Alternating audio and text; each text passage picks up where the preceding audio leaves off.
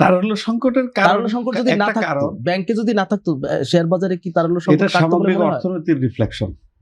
একটা সামগ্রিক অর্থনীতিতে যেহেতু ইকোনমিক অ্যাক্টিভিটিস কম, সাধারণ মানুষের হাতে টাকা কম, আপনি দুইটা ভাগ করেছেন, বড় ইনভেস্টর এবং সাধারণ ইনভেস্টরের কথা বলেছেন। বড় ইনভেস্টরটা বলতে আপনি যদি ইয়েদেরকে বোঝান, ব্যাংক প্রতিষ্ঠানিক ইনভেস্টরদের কথা বোঝান, ওদের তারল্য নিজেদের তারল্য সংকট আছে। আর দ্বিতীয়ত ওদের ইনভেস্টমেন্টের একটা লিমিট আছে। ওদের স্বপ্ন পূরণে পাশে থাকতে পেরে আমরা গর্বিত। ওই লিমিটের বাইরে তারা ইনভেস্ট করতে পারে না। আর দ্বিতীয়ত সাধারণ ইনভেস্টররা হচ্ছে তারা তাদের হাতে টাকা কমে গেলে তারা ক্যাপিটালটা খেয়ে ফেলে। এটা সাধারণ আমরা দেখেছি যে ইনভেস্টমেন্টটা তারা তুলে ডে টু ডে কেনাকাটাতে ইনভেস্ট করে, খরচ করে ফেলে। এই সংকটটা অনেকদিন ধরে শেয়ার মার্কেটে এই সংকট আছে।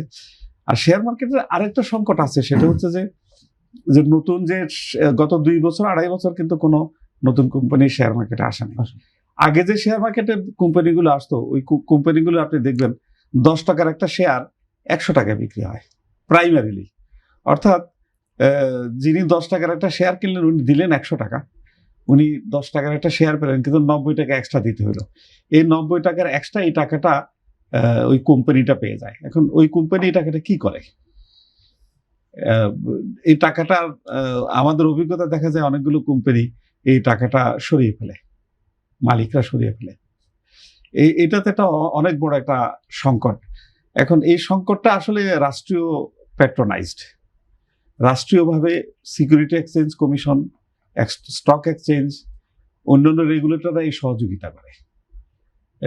এই কথাটা আপনার কাছে হয়তো খটকা লাগতে পারে। আমি সরাসরি কথা ইচ্ছা করেই বললাম যে বাংলাদেশে আননোন একটা কোম্পানি হয়তো 10 বছর বিজনেস করে, 10 বছরের ভিতরে 6 বছর লস, কোনো ইনকাম ট্যাক্স দেয় না।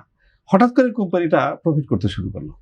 4 বছর প্রফিট করার পরে সে শেয়ার মার্কেটে চলে আসলো 4 বছরের অডিট রিপোর্ট দিয়ে যখন শেয়ার মার্কেটে আসলো, তার পরের বছরে এই পাবলিক লিমিটেড কোম্পানিটা আবার লস করা শুরু করে। অর্থাৎ আমরা এই সাইকেলটা যদি দেখি, তাহলে আমরা স্পষ্ট করে বুঝবো যে তারা ইচ্ছা করে প্রফিট দেখিয়ে শেয়ার মার্কেটে এসে, এবং এই ধরনের একটি দুর্বল কোম্পানিকে সিকিউরিটি এক্সচেঞ্জ কমিশন পারমিশন দেয় 10 টাকার একটা শেয়ার 90 টাকা প্রিমিয়াম নিয়ে 100 টাকায় শেয়ার বিক্রি করার জন্য।